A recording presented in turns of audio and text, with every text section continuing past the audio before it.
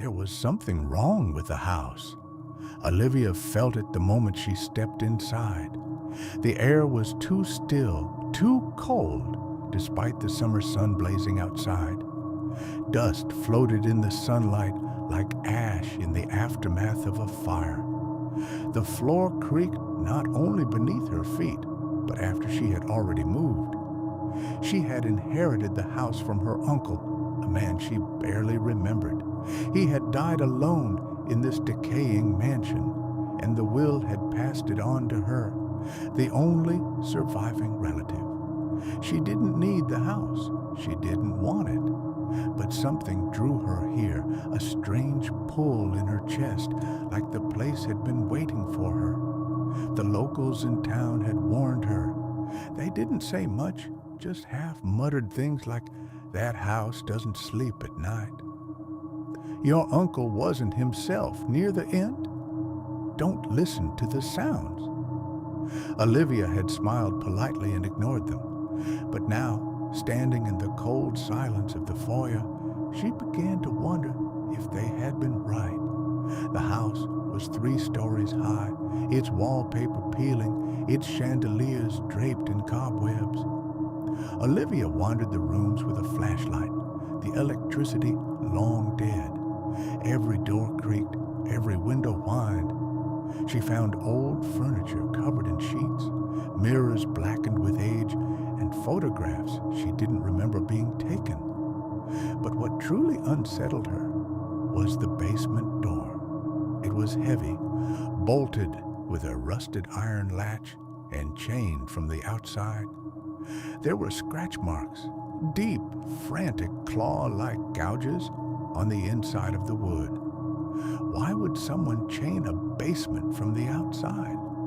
She decided not to touch it. That night, Olivia laid out a sleeping bag in the second-floor bedroom and tried to rest. But the house refused to let her. She heard creaking, not from footsteps, but from the walls, like they were expanding, breathing. At midnight, the wind blew hard against the shutters, and she heard a whisper, very faint, very close. "Liv!"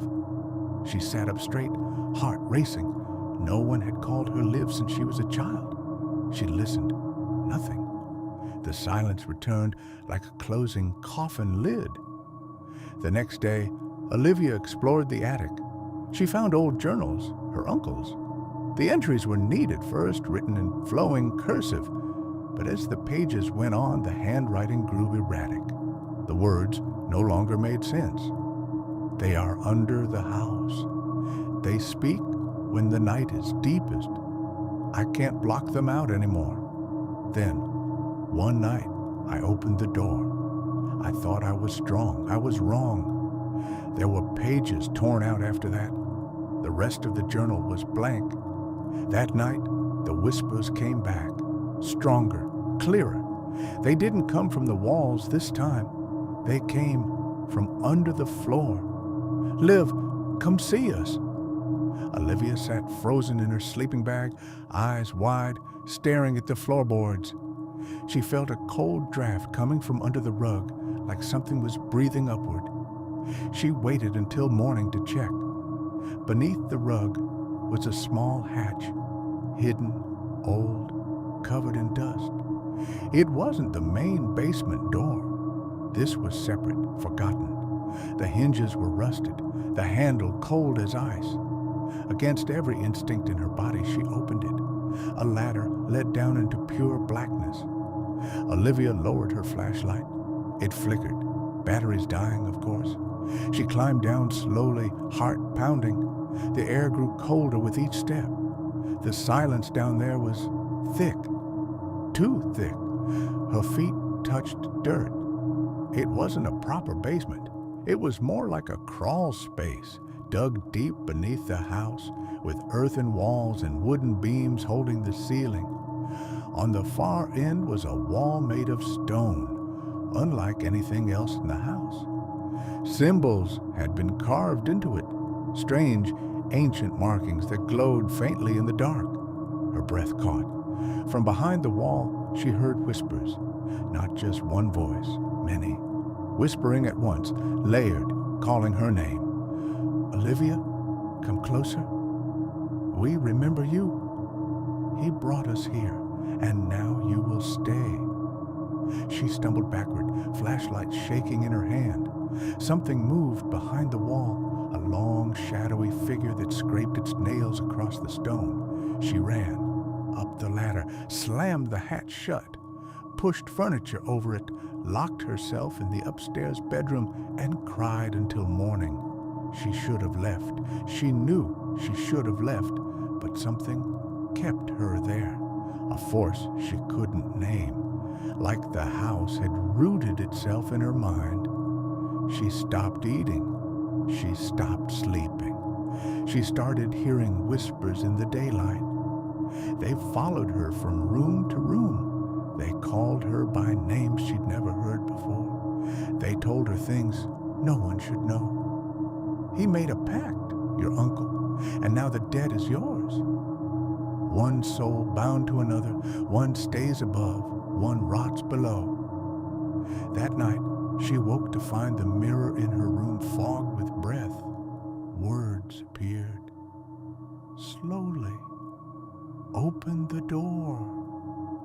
The next morning she tried to leave. She packed her things, grabbed her keys. But the front door was gone. In its place was wallpaper, seamless, like it had never existed. Windows, bricked up, phone, dead. Time no longer made sense. She screamed, hit the walls, tore at the floorboards, but the house just watched her. And that night, the hatch opened on its own. She heard the ladder creak, rung by rung. Something was coming up. She backed into a corner, clutching a broken table leg. The door creaked open. A figure stood there, tall, pale, eyes like voids. Not her uncle, not human. Welcome back, Liv. She tried to run, but the floor turned to mud. Arms reached up from below, dead hands, dozens. They dragged her down inch by inch as she screamed and screamed until the hatch shut again. Silence. Weeks passed, or maybe years. One day, the house was sold again to a young couple. They smiled, laughed, admired the charm. But at night, they would hear whispers, and the wife would say, "Did you hear that? Sounded like someone calling from the floor."